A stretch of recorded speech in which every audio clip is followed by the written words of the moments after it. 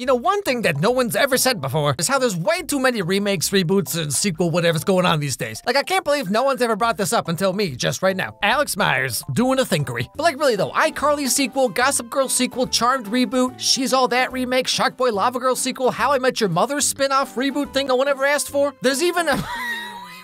Wait, no. They're making a Tim Allen Santa Claus series? Who asked for that? Okay, who's the one with the monkey's paw right now? And to this point, way back in the ancient year of 2014, Disney Channel made a sequel series to Boy Meets World called Girl Meets World. And as a huge fan of Boy Meets World back in the day, this new sequel series thing was atrocious. I never actually watched it until just now for this video, but oh my goodness, what happened? But before that, really quick, this video is brought to you by Established Titles. So Established Titles is a company that allows you to become a laird of Scotland by buying a square foot of land that will then help preserve it from being destroyed or developed. So in Scotland, there's this old obscure custom that landowners get to be called a laird, which is like lord or lady in regular English. So what they do is they let you put your name on a small plot of land, which then would technically, according to this custom, allow you to call yourself lord or lady so-and-so, which then you can put on your credit card or your plane tickets or whatever. Now, obviously, this is not a peerage or title of nobility, but the most important part is that you help them protect this land from whatever might happen to it otherwise. And for every order, they plant a tree with non-profit organizations like One Tree Planted and Trees for the Future to fight deforestation all over the world. And just to be sure, I've also independently confirmed this to be the case with these nonprofits. Really, you can think of it like the anti-NFT. You know, with NFTs, you get nothing and cause server farms to use tons of energy. Whereas with established titles, you get your name put on an actual plot of land and you help plant trees and protect natural wildlife. Now, this is a great gift for Valentine's Day coming up. Wink, wink, you know what I'm saying? Right now, they have a Valentine's Day sale of up to 80% off the regular price. And if you use my promo code Meyers or just go to establishedtitles.com/Meyers, you get an additional 10% off. So help fight deforestation and get yourself an established title today. Okay, back to the show. So for the two main characters of the show, you have Riley and Maya. And Maya's always trying to convince Riley to do bad stuff, like sneak out of the house and go into the subway. For what reason, I have no idea. But of course, they get caught by Riley's dad.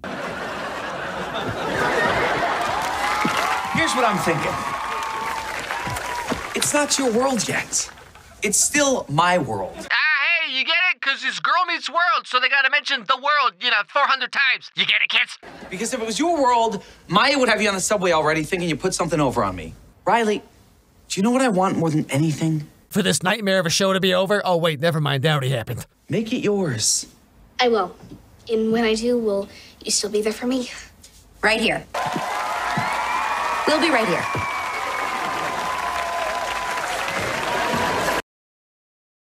What the heck is even happening in this show? So just right off the bat, first thing, the show is just relentlessly punching you in the face with its premise. So Riley's trying to sneak out and Corey catches her and then he's all like, this is my world, but you gotta make it your world, get it? Because that's what the show's called. All right, anyway, so go ahead, go out there and do whatever you want in New York City, 12-year-old daughter of mine. I'm such a good dad. And that's pretty much how the entire show is. How long do I have to live in my father's world?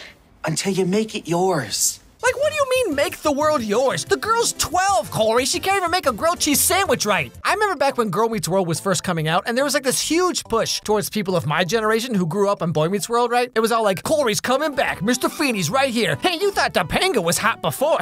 Well, we're about to blow your mind. But then they just made the most Disney Channel nonsense show about a girl who does whatever she wants and has no consequences and learns nothing. I come here every day. Why can't you teach me everything I need to know while I'm here? No homework, more freedom. No homework, more freedom. No. This is a kid. You want to be like me? Stand up. No homework, more freedom. No homework, more freedom. No homework. What you doing? Freedom. I'm making a choice about who I want to be, about whose world I want it to be.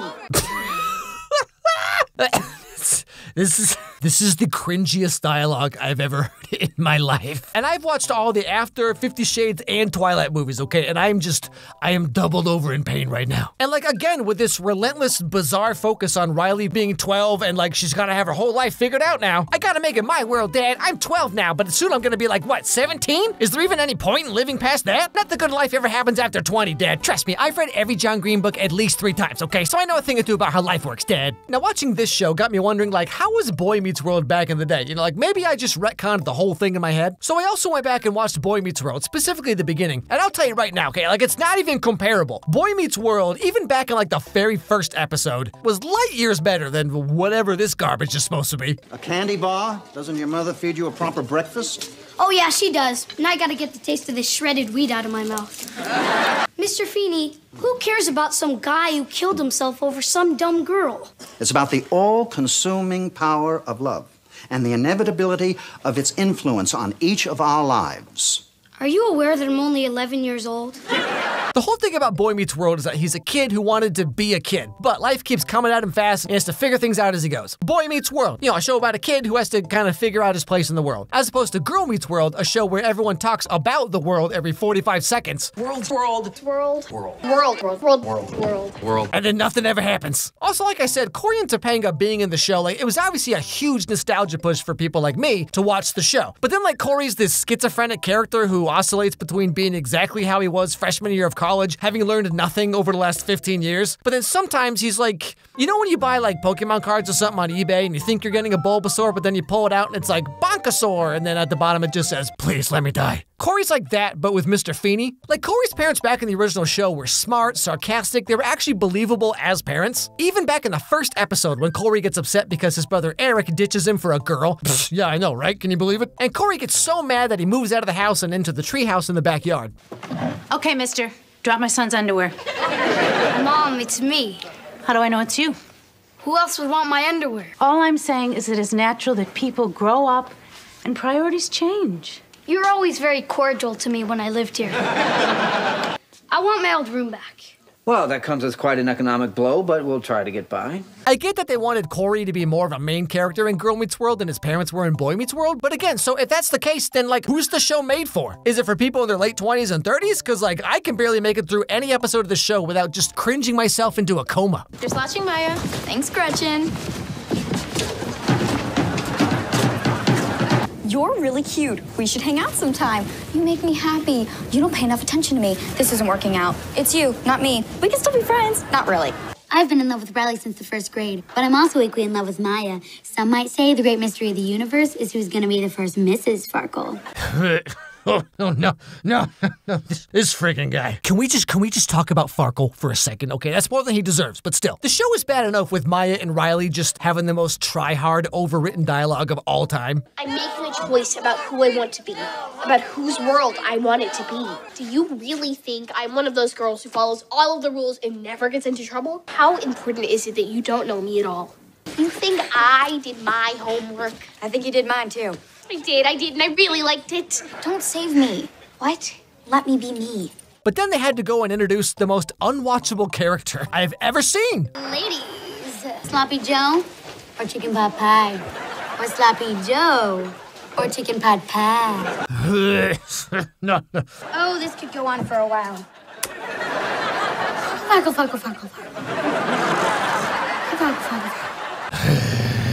Make it stop. My education and my women.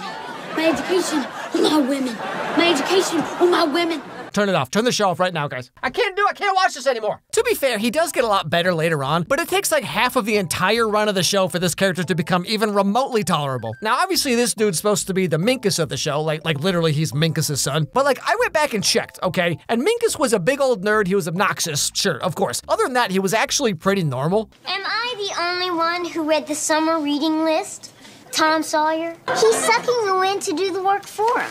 Mr. Minkus, this test didn't require an essay answer, but how refreshing that you've chosen to include one. Suck up. Future plumber. And then they have Farkle, who's just the worst of anything you could possibly imagine. May I overstep my bounds, sir? You always do. Riley is the sun, warm and bright and lights up my whole day. Maya is the night, dark and mysterious. How can I love these two different women? How can I not? Thank you, I'm Farkle. Wait, what is that? What is this class? This Farkle kid is straight up harassing these girls in front of everyone, and then Cory, the teacher, just gives him the room to do whatever he wants? I mean, this is like literally systemic harassment at this point, and it's all just played off for laughs. Now, in season 2, there's this episode where we find out that Farkle maybe has Asperger's, which I guess is supposed to explain why he does all this stuff, but then plot twist turns out, no, he doesn't, and he's just like some weird kid. So they did more testing on me. They want to see if I have autism. I might have a type of autism called Asperger's syndrome. You don't. People with ASD can fall anywhere on a spectrum of different behaviors. They talked to me for a long time. And you know what? I don't have Asperger's. So basically, the show's like, haha, look at this weird kid. Isn't he so weird and funny? How he's so creepy to these girls all the time. Isn't that hilarious? Oh yeah, well guess what? He probably has some kind of mental issue, yeah? Oh yeah, bet you feel real stupid laughing about that now, don't you? How dare you make fun of this poor child? Ha! Psych! Now I could go on and on about all the bizarre choices they made and how they utterly failed to do what they set out to do, which is capture the essence of what made Boy Meets World such a great show. Not without faults, to be fair, but like altogether, a very good show. Like how Maya is clearly supposed to be Sean, but like they just completely missed the point. For as long as I can remember, it's always been Riley and Maya. Now, I always believed a friend helps another friend out of trouble, not into it. I'm sorry. I am too, because you go too far. I have nobody at home who helps me with my homework. Okay, I mean, that sucks, but like you're over at my house literally every episode, okay? And I'm your teacher. You have like every possible resource available to you. You see, Sean gets abandoned by his mom, who turns out is not actually his mom, and his dad, who shows up later and then dies. And throughout the show, there's a lot of like economic class issues that get touched upon, with Sean being the popular kid who also ends up homeless. And then Corey's like a total loser, but he lives in like a nice house, his family supports him and loves him, that kind of thing. I'm a geek who didn't know he was a geek. Corey, Yeah. do I hang out with geeks? No, that's why I'm leaving. Come on. You're my best friend, man. You just gotta loosen up. You don't think I'm a geek? Of course not. You think I'm cool? Of course not. Then what am I? You're Corey. I'm Sean. Just like it's always been. As opposed to Maya, who's just raised by a single mom who buys her tons of expensive clothes, apparently, and tries her best to be there for her when she can. And Maya's biggest socioeconomic issue is like, she has a flip phone. But yeah, so in conclusion, woof.